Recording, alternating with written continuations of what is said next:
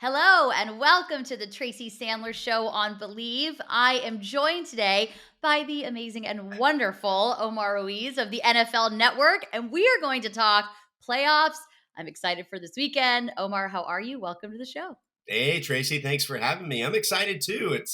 I think we were talking off camera a little while ago that we had a lot of blowouts this past weekend, and we said on our show last night that the law of averages ought to work in our favor for divisional rounds. So if Yes. we had kind of four blowouts, a couple close games over the weekend, then I'm thinking that at least three this weekend will be sort of those back and forth thrillers. So it should be exciting once again. I think so too. And I mean, looking at the matchups, I think these could all be really close games. So let's do a quick little recap of the weekend that was, even though most of them were blowouts and not that exciting. There was Las Vegas, Cincinnati, which really got exciting at the end, much like Dallas, San Francisco. And those were the only two. But at the end of the day, the Bengals, pulled it out. I had such conflicting thoughts because I really like Joey Burrow, but then I kind of want Derek Carr to get his first win. But you know what? What I wanted really has no effect on the game. But that was exciting. And, I think the Bengals are somewhat for real. Yeah, I think Cincinnati, of all the teams that are it's hard to say that because in the same breath I was going to say Cincinnati might be the most likely of the underdogs to win. I also Hmm. think San Francisco has a great chance. So I'm sure we'll talk more about that in a little bit. Yes. But Cincinnati, I think to your point, proved that they are for real. I think Joey Burrow is not a new sensation. I think he's going to be this is the first of many, and I think his comments surrounding the win reflected that this is the new expectation for them, and that this is going to be at the bare minimum what they expect every single year. So, but like covering the Raiders a bunch, seeing Derek Carr in his first playoff game and kind of leading them up in the fourth quarter and trying to make that comeback. You can't help but feel bad for them and the Raider Nation fan base. 20 years now, since making a playoff win, but for Cincinnati, going back even further, Hmm. 31 years for that fan base to get a playoff win and snapping one of the longest streaks in sports was exciting to see. And then to see Zach Taylor go out and about in Hmm. town, hand out game balls to the That fans. was Like awesome. that is so cool. That reminded me a few years ago when the Royals won the World Series. I think it was 2015. How all the players went out into town and they were buying bar tabs for everybody and Hmm. really sort of became one with their fan base in that moment. And I feel like the Bengals sort of did the same thing. And it's kind of like that small market Hmm. mentality that they really kind of join ranks with one another. And I think that was cool to see, especially for a fan base that had been so loyal over the years. To be rewarded like that, I think was really, really cool. And Joe Burrow, it's not a fluke, that he came on the scene last year and did what he did, putting up big numbers. He did that at LSU. He's done it all year Hmm. long this year. So I think he's one of these guys that we're going to start talking about with Mahomes and Josh Allen and the rest of the future of the AFC. I agree with you. And back to like what you said about that small market. And Burrow had said a couple months ago he was talking about COVID, but he said there's not a lot to do in Cincinnati. So he thought that's why players weren't getting COVID. And it just kind of goes to show like the Bengals are such a big part of that town. They love their football team and it's been so long. So this is going to be fun though. They have a very tough road ahead, which we'll talk about in a bit because next up for them are the well-rested Tennessee Titans. So we'll talk about that in just a little bit. The surprise blowout for me, just the extent of the blowout, was the Patriots and the Bills. I really thought that had the potential to be a good game, but I think Buffalo showed us that, oh no, talk about a team that is for real and really getting hot at the right time. Not in temperature, because as we know, it was about 5 degrees in Buffalo on Saturday night, but they are getting hot at the right time. So it was I was shocked by that one. I was like, this is this really the score right now? But you know what? It's a new world in the AFC East. Yeah, and I think you could say the same thing about last night too, with the Yes. Rams dominating the Cardinals, where you just don't think that a divisional rivalry type of game would reveal such a big blowout, especially when the team split in the regular season. So you can't necessarily say the matchup was so in favor of one Mhm. team over the other. But I think the Bills are kind of rounding into form, and they're becoming that Super Bowl contender that everybody talked about them before the season. And it might have taken a while to figure it out. And every team is different from year to year. And Josh Allen, showing up in a big way. And that felt I don't know about you, Tracy, watching that game, but that felt personal for the Mhm. Bills, for Bills fans, for all the losing that they had experienced over 20 years of Tom Brady, Bill Belichick, and the New England Patriots to have some measure of revenge. I think there was no let up from the Bills, and No. that was also part of that big score because maybe if it's 30-13, we feel a little bit differently, but the Bills, they put their foot on the gas there, and especially the conditions that the way they were, Mhm. and the fact that New England had dominated on the ground so much in that first Monday night game in Buffalo that Mac Jones only threw 3 passes during the Mhm. regular season. For it to be such a turn on its head type of game, yeah, it was certainly surprising. And actually, I had Steve Weiss on last week, and I said, "Yeah, if you're the Bills, here come the Patriots. Belichick's done, of course, such a good job with them this year. It's going to be a tough matchup." And the Bills said, "Oh, no dice, my friend. We are going to take this and run with it." But I think that's how it should be, and that's where the Bills are, and that is the league is cyclical, and in the AFC East, it just took 20 years for the cycle, but Well, it'll be fun. and I think the another surprising aspect of it was if Mac Jones would have showed up and totally looked unprepared or threw 5 interceptions Hmm. or something crazy, but he didn't play that badly No, he for a didn't. rookie making his first, and they still dominated the way they did. It certainly was historic. Every possession ending in a touchdown except for the last kneel down. That it was Hmm. just truly one of the most dominating performances in NFL history, let alone playoff history. So we have a couple more to talk about. I think the Bucks and the Eagles. I don't really think there's much to say there. That was just a hot mess. I was personally, even though I tend to never root against Tom Brady, I was kind of rooting for the Eagles, knowing that if the 49ers won, I was off to Green Bay this weekend and thought, well, maybe I could be off somewhere a little bit warmer. But no, to the frozen tundra we go. But so that not much to say there. Kansas City, Pittsburgh, Ben Roethlisberger's last game. So that was, obviously a big deal for the Steelers, but I think that one went pretty much how we thought that was Yeah, going to well, go. both of those games you mentioned, giving ammunition for all the people who don't want the 7 seeds in the Uh huh. playoff because now they're 0-4, a couple blowouts this year, and it's like one of those. I think it's here to stay. Of course, the NFL is not Hmm. giving any money back. Those playoff games are here to No. stay, and we might potentially view them as that 1-16 seed in March Madness, Uh where huh. you're probably not going to get that upset. But if it does, it's going to feel historic. It's going to feel huge, and you're going to point to that game and say, "This is why they have that 7 over a possible 2." But certainly wasn't the case this year.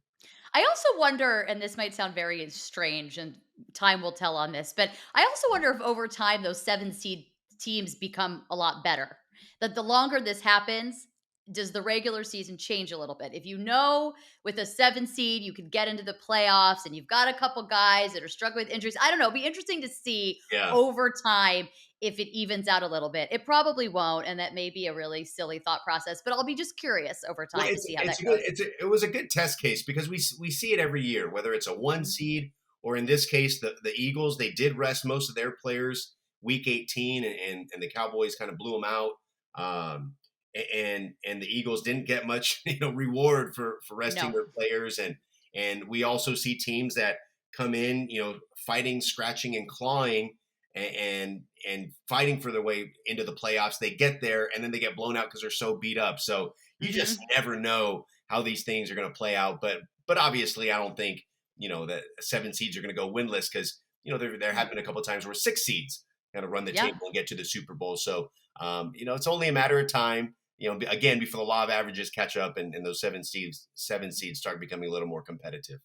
So the game in between the two blowouts was the 49ers and the Cowboys. That was a very strange football game. I mean, you had punts hitting the scoreboard, sun stopping catches. Sorry, I had trouble getting that out because it was also weird. The ref running into the center at the end of the I mean, that was just a very strange football game.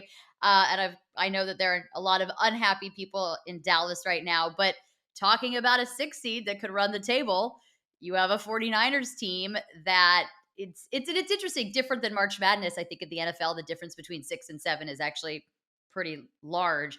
Yeah. And you have a 49ers team that really was playing below their weight class, so to speak, as opposed to punching above their weight class for much of the season. So Yeah. it'll be interesting to see what happens with them. And I want to talk more about them. So you mentioned quickly last night's game, Rams Cardinals. I have to actually tell you, I wasn't that surprised by it. Okay, I wasn't surprised by the outcome. I was surprised by the blowout nature of it. I figured the Rams would win. The Cardinals hadn't looked the same since DeAndre Hopkins went down, Mhm. but I just didn't think in that environment that they had experienced victory earlier this year. That they would Mhm. look so out of sorts, and that Cliff Kingsbury at this point, couldn't make an adjustment and try to find that offensive cohesion without DeAndre Hopkins. And James Conner being banged up and probably not being 100%, didn't help matters as effective as he's been all year long. But you got to give credit to the Rams too, because Mhm. they're a team that when Robert Woods went down, Mhm. understandably so, they had some growing pains. They had to figure out that offense, how to best incorporate OBJ and let Matthew Stafford work through that stretch where he had a bunch of pick sixes. But we all knew that they had the talent that if they did figure it out, Mhm. they'd be pretty scary. And I think we were all confident that Sean McVay would figure it out, and it looks like he has. Mhm. And now that's a scary team heading into Tampa. So let's look at the divisional round, and I'm going to go in order because sometimes I thought, though I told Steve last week I was going to go in order and I was all over the place. But today I am It's all good. absolutely, Yeah, I got I'm my going to go top in 10 order. ready. I'm going in order from the Saturday early game to the Sunday late game. But we're going to start with Cincinnati and the Titans. Off to Nashville they go. The Cincinnati team is for real, and they are good. But so are the Tennessee Titans. And they're getting Derrick Henry back. To be honest with you, I don't know how much of a difference that does make because certainly this is taking nothing away from Derrick Henry. And I certainly would not say this to his face, but he was not having the season before he got hurt that he'd had, in years past. And they obviously have been very effective running the football without him. Of course, him coming back is certainly a positive, but this team looks good on all sides of the ball, no matter what. And I think these Titans are pretty scary. Yeah, the Titans are my pick for the Super Bowl in that Derrick Henry. Ah, I disagree with you, Tracy. There, I think he was having a monster season that first half you before can he got hurt. disagree with me. It's fine. I allow In for it. fact, he would have been my MVP to that point. The way he was running in historic fashion, putting up the averages, and he was only in company with Jim Brown and Okay, Damian fine. You're Tomlinson right. and Maybe it's all just been this. so long that I Yeah, forgot. it's been so long since then, and so we forget how effective he was. But that's not to say that he's going to reclaim that form immediately Oh, hitting the field. But obviously, the Bengals will have something to think about if King Henry is able to take the field. And I think because of that, I can't help but think that the Titans are going to activate him for that reason alone, that you have oh, to account for him. You have to formulate a game plan around him. But to your point, also, the Titans continue to win without him. It's not like they struggled down the stretch and barely hung on because the second place in the AFC South was 6-11 or something like that. mhm. They still won games. They still beat people. They blew out the Rams without Derrick Henry. They They beat did. the Chiefs. I think Henry was still there, but that's the game he got hurt. So they did damage even without Derrick Henry, and they learned to win without him. And I think the benefit of all that is you have people that stepped up, that were counted on in roles that may not have been the case had Derrick Henry been there. The identity of their team didn't change, and that's a credit to Mike Vrabel and the coaching job he did. And you mentioned the rest factor, being the only team to get that bye will certainly benefit them. On the flip side, the Bengals come in with a lot of momentum, a lot of Mhm. confidence, that swagger that Joey Uh-huh. Burrow brings to the table. It's funny, his name is Joe. He has that sort of, wearing the cool sunglasses like a Joe Namath, but then he has that cool poise on the field like a Joe Montana. So it's kind Uh-huh. of fitting that his name is Joe. Going to go in there. I think huge for them will be Trey Hendrickson. Can he? That was such a Mhm. difference point in the game with the Raiders. Is the Bengals were firmly in control. Trey Hendrickson gets hurt, and it's a different Bengals defense. So Mhm. he'll be critical if he can come back for them. But this is going to be one of those games that I think it's going to be back and forth.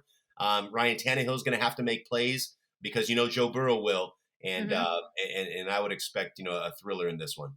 And because I said that, Derrick Henry will rush for over 200 yards. You mark my words. This is how it goes, and I'm fine with it. I'd love to see that because I'm a really big Derrick Henry fan, so I would love to see him rush for. But you just what? He'll just come on out there and he'll be like, "I listen to that podcast. I'm going to show that girl."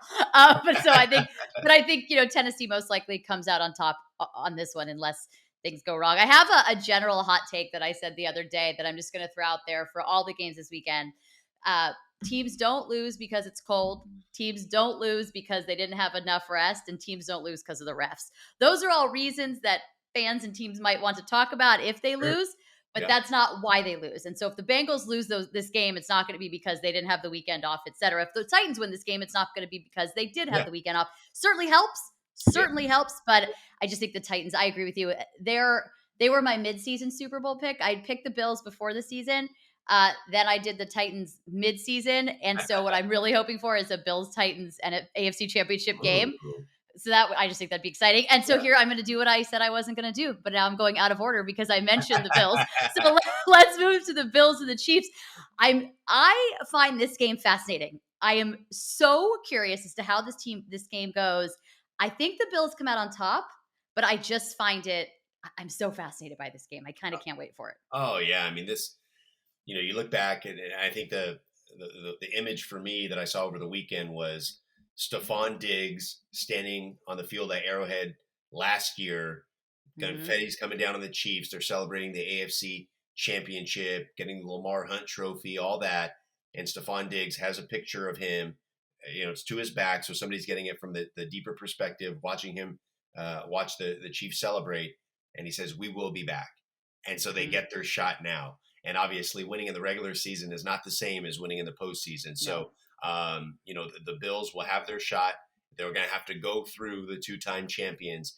And by the same measure, with the Chiefs, like Patrick Mahomes, Travis Kelce, Tyreek Hill, they showed that they can win Mhm. through adversity during the year. That defense came together, just kind of like they did in 2019 when they won the Super Bowl. How Steve Spagnuolo traditionally just has that defense playing a lot better at the end of the year Mhm. than they do during the early part of the regular season, and that's what we're facing with. So uh, everybody's picking the Bills, to get to the Super Bowl, and justifiably so, the way they've come together at the end of the year. But to you know be the man, you got to beat the man.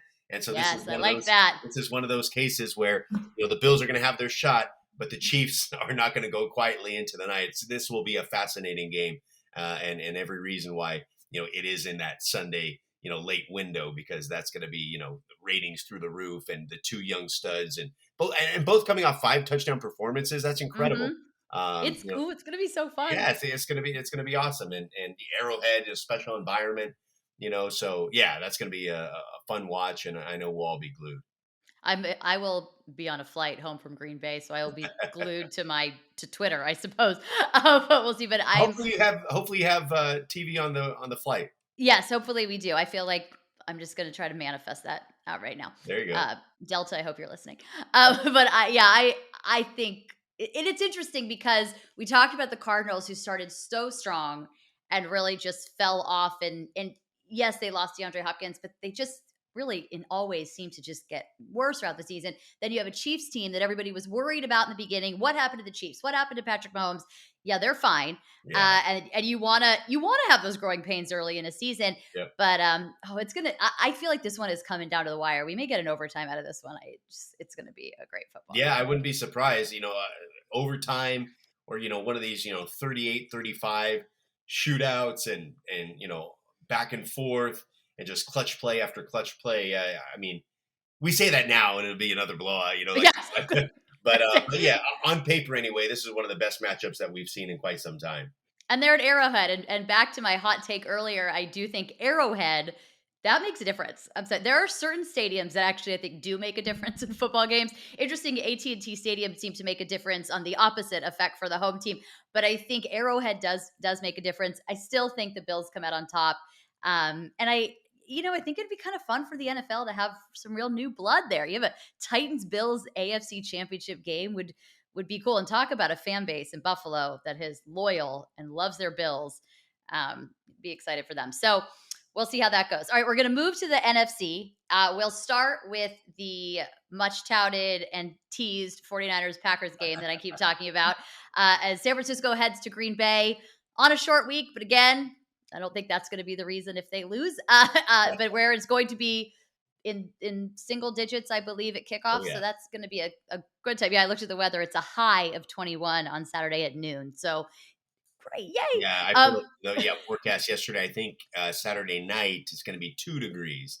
So, and then with Fantastic. like a 9 mile per hour wind. So, it's going to be negative degrees with the feels like temperature. So, yeah, that's going to be, well, that's a perfect environment. It's Lambeau. It's You know, Lambo. It's the perfect. 49ers like to play smash mouth bully ball. Mhm. I just think back to, I think it was the 2012, no, 2013 season when Harbaugh and Kaepernick go into Oh, what a Lambeau, and it game. was similarly cold. You could see the guy's skin all, red when they go into the locker room, and they really, thoroughly outclassed the Packers in their home environment. And I could see a similar outcome with this one. Now, you mentioned the bye for the Packers looking like they're going to get Zadarius Smith and Jair Mhm. Alexander back, but similar thing with the Titans in that you just don't know, after being off for several months with injury, how effective they'll be in their return. Now, that being said, the Packers defense has been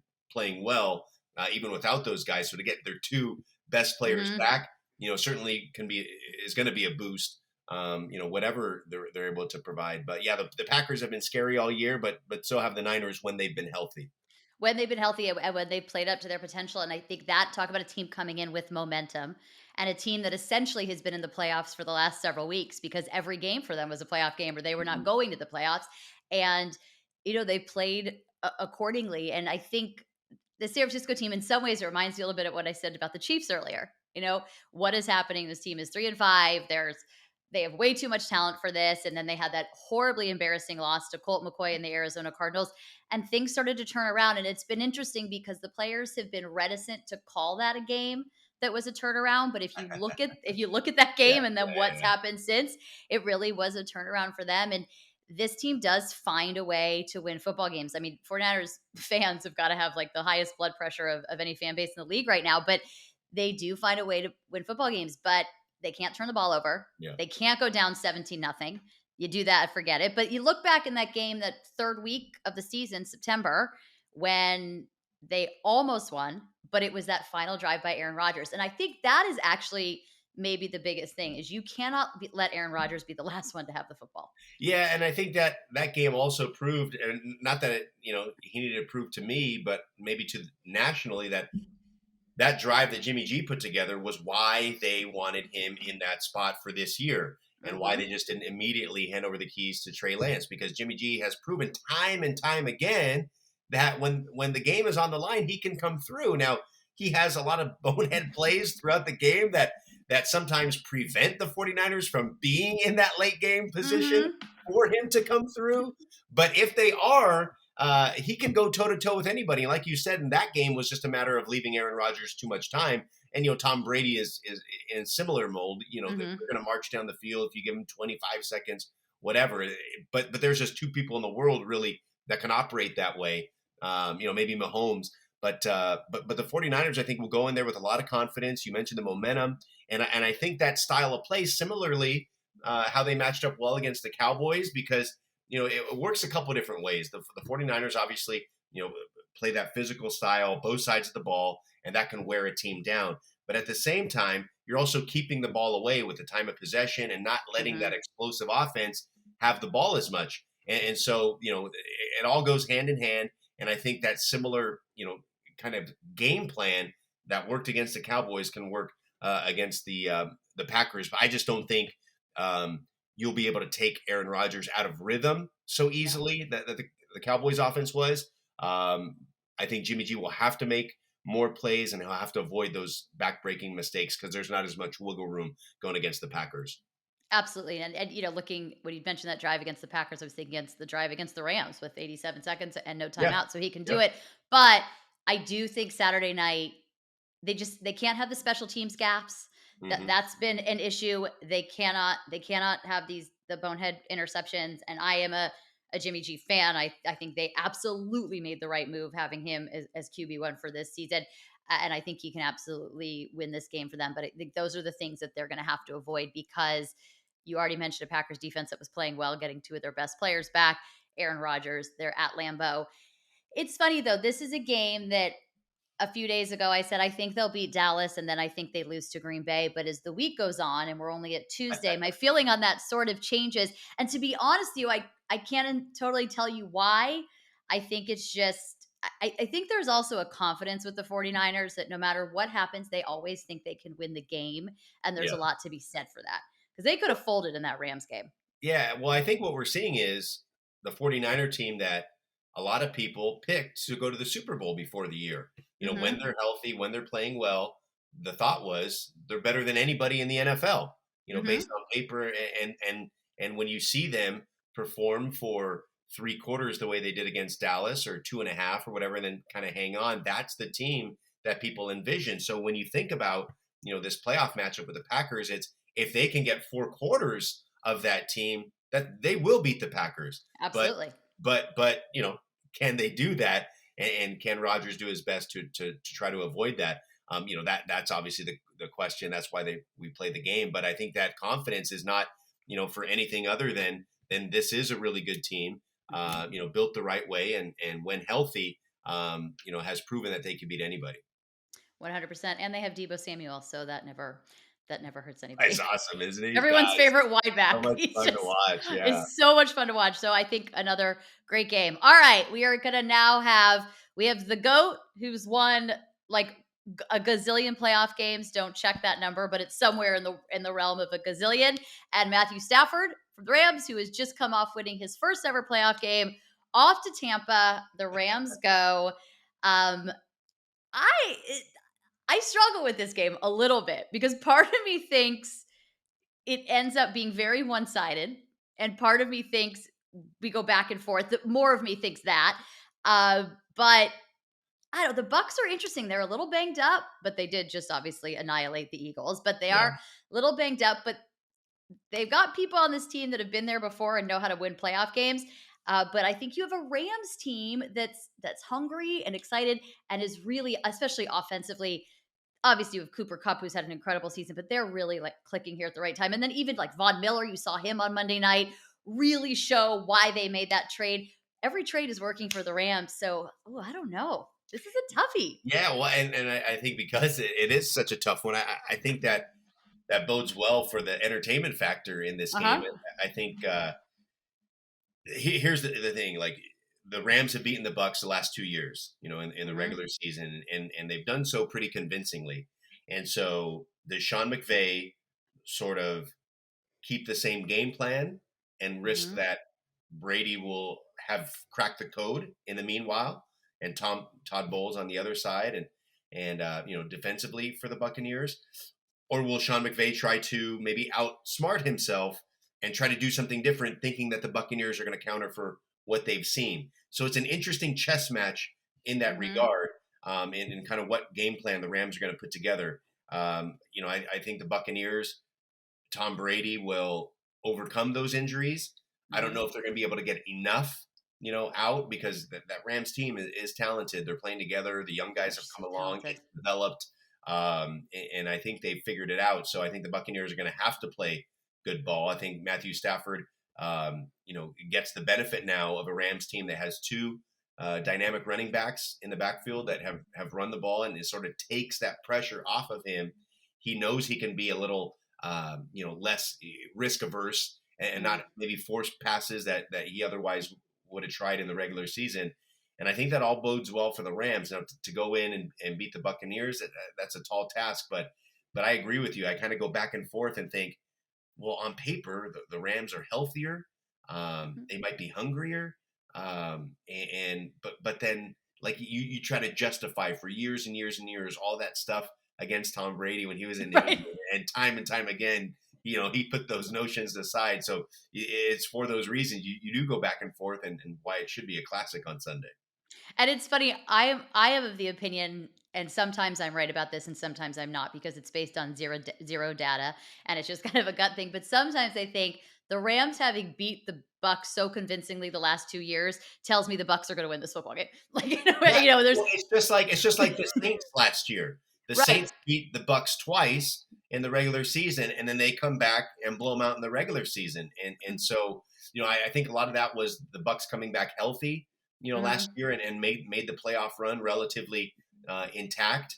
And it's not the case this year. But that defense sure looked good last week against Philly, and Todd Bowles, coming off the Super Bowl win last year, had Hmm. had that defense, flying around. So I would expect it to be very challenging for the Rams offense to operate.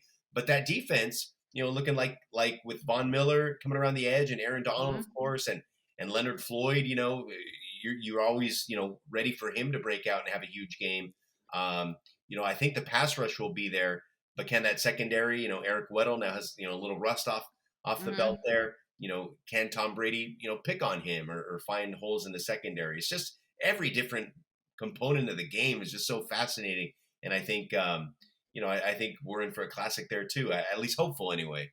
Yes, I think we're gonna get 4 really, really good games this weekend. I am not scared to say I think each of these games will be a battle, is what And I well, and I go think with. too about the Buccaneers and them being banged up is, last year in many respects with Godwin, Antonio Brown, and Mike Evans and Gronkowski and Mhm. Cameron Brayton and whatever, they just felt like an all-star team.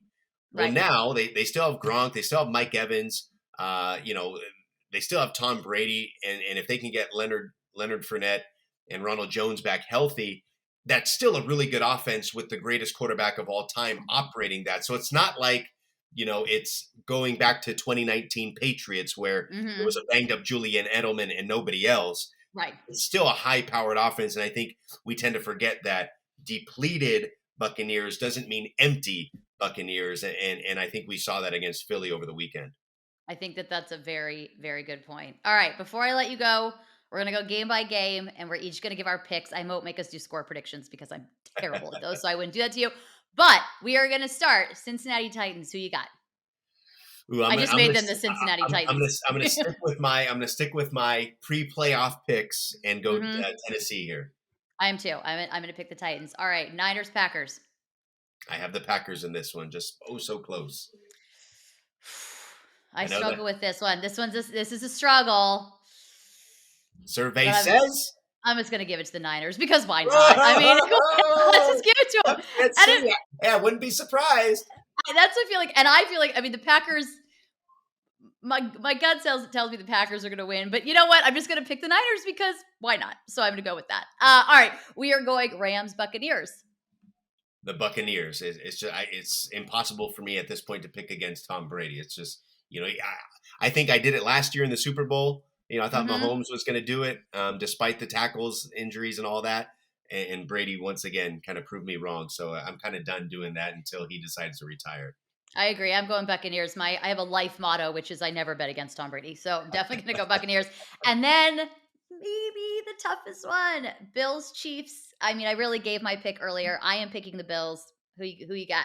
I got the Chiefs. I just think Okay. Andy Reid, Patrick Mahomes, Kelsey, all those guys they're just such different makers. And then we saw Jet McKinnon step up to the forefront. So Yes. even though maybe Clyde Edwards-Helaire can't go, Darrell Williams, they have another guy in Jet McKinnon, a very capable back. As you know, watching him as a 49er when he was healthy. Hmm. But it looks like he's healthy now and ready to contribute. So I think that the Chiefs have come together, and being at home on Sunday, I think will go a long way. All right, fantastic. Thank you very much, Omar. We will see how we do. We'll have to check in on Sunday and see how we did on our picks. Thank you so much for joining me today. This was a lot of fun. This was fun, Tracy. Yeah, I appreciate it. I know we've been talking about getting together on this Mhm. show for a while. I'm glad we made it happen, and yeah, enjoy the games. I think we're in for some four thrillers. I agree. You enjoy them as well. And if you guys like what you heard, which I know you did, please make sure to leave us a 5-star review. And don't forget to follow us on Instagram at Fangirl Sports Network. Talk to everybody later. Bye, all.